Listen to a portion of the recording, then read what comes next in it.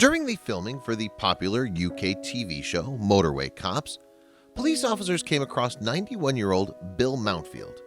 The nonagenarian was attempting to change a tire on his vehicle following a collision with a truck. When the cops heard about his story, though, they dropped everything to help him out. Hello, wonderful people. I'm Scott Leffler for WonderBot. Today's video is about Two cops met a 91-year-old after a car crash. Then they found out who he was and dropped everything. Before we begin, make sure to smash that like button, subscribe to our channel, and click the notification bell for more amazing videos.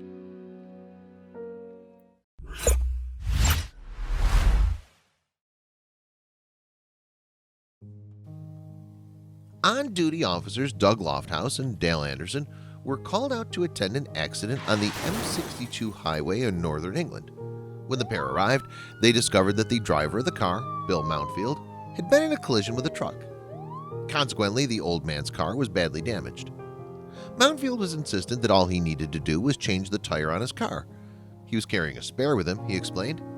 However, when the officers went to check the condition of the vehicle, they discovered that the situation was more serious than Mountfield realized. In fact, the side of his car was buckled and not fit to drive. This wasn't about to stop Mountfield, though, and he tried to reason with the officers as vehicles flew by on the highway. He told them that if he could just get his car moving, he'd have it repaired once he reached Holland. Mountfield said he was headed to the ferry docks to travel across to mainland Europe. However, this wasn't enough to placate the officers. Well, sympathetic to the old man's plight, they remained unmoved. Police Constable Anderson said, "He's maybe from a generation which thinks it'll physically work, it'll do.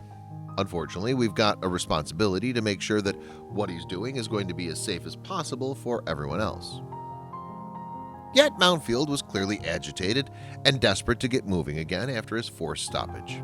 He even refused the offer of a lift home, wanting to keep on going to the port of Hull instead. Aware of the need to get him away from the fast-moving traffic, the officers put Mountfield in the back of their vehicle while they tried to discuss the options with him.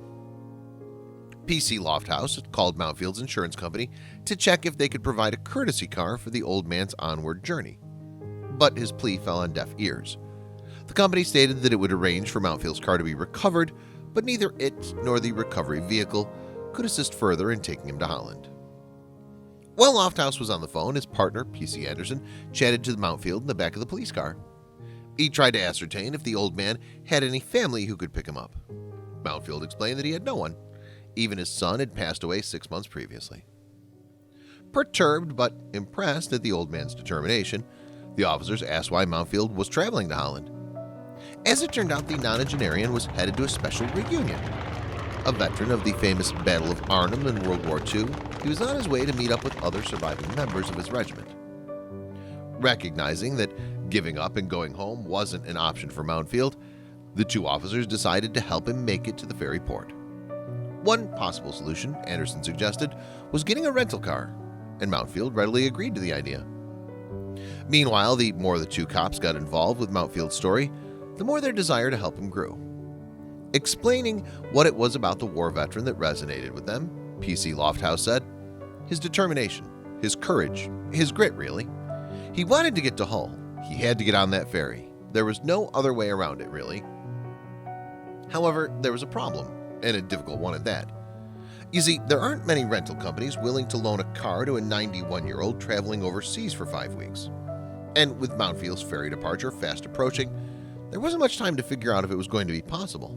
Despite concerns over whether any companies would loan Mountfield a car, the officers decided to push on with the plan. The war vet's car was full of supplies for his trip, so officers transferred his things to their patrol car. In fact, he was carrying so much stuff that they needed to call in another vehicle. Unfortunately, time was running out, and the two policemen still hadn't managed to find a rental company willing to loan Mountfield a car. In the end, they decided to take Mountfield with them and go in person to see if they could work something out. Perhaps if they explained the whole situation, it would make a difference. So the trio made their way to a hire car company, where the cops explained their predicament to a staff member face-to-face rather than through a call center. And their persistence paid off. Moments later, the company agreed to loan Mountfield a vehicle. All that was left to do then was to transfer Mountfield's considerable supplies from the patrol car to the hire car. Moreover, thanks to the two policemen's extensive efforts, Mountfield was able to make his ferry departure in time, and P.C. Anderson was delighted. If we can't do things for people who've given so much of themselves, when the opportunity presents itself just to help people, it was very little what we did for Bill, but it made a difference to him, he reflected. Understandably, both officers were left with a great deal of respect for Mountfield. The war vet had not veered from his plan to see his old comrades, even in the face of seemingly unsurmountable obstacles. In light of his service to his country, the officers were pleased they were able to help him fulfill his goal. Tragically, the story had a bittersweet ending. Mountfield arrived in Holland and was able to attend the regimental reunion, but sadly he died during his stay.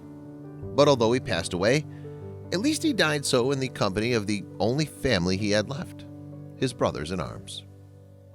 Unsurprisingly, Mountfield was well loved by his old comrades. A blog post from one old colleague read, "Uncle Bill died in Arnhem last week. At the age of 91, he died in the city that remained central for the rest of his life, where he fought so hard and lost so many comrades. Bill, I salute you." Funnily enough, the post also referenced another one of Mountfield's common habits when he visited Arnhem. In essence, the war vet always brought plenty of British food with him, potato chips in particular, and it was these supplies that the officers had moved into his hire car back in England before he left his country for the very last time.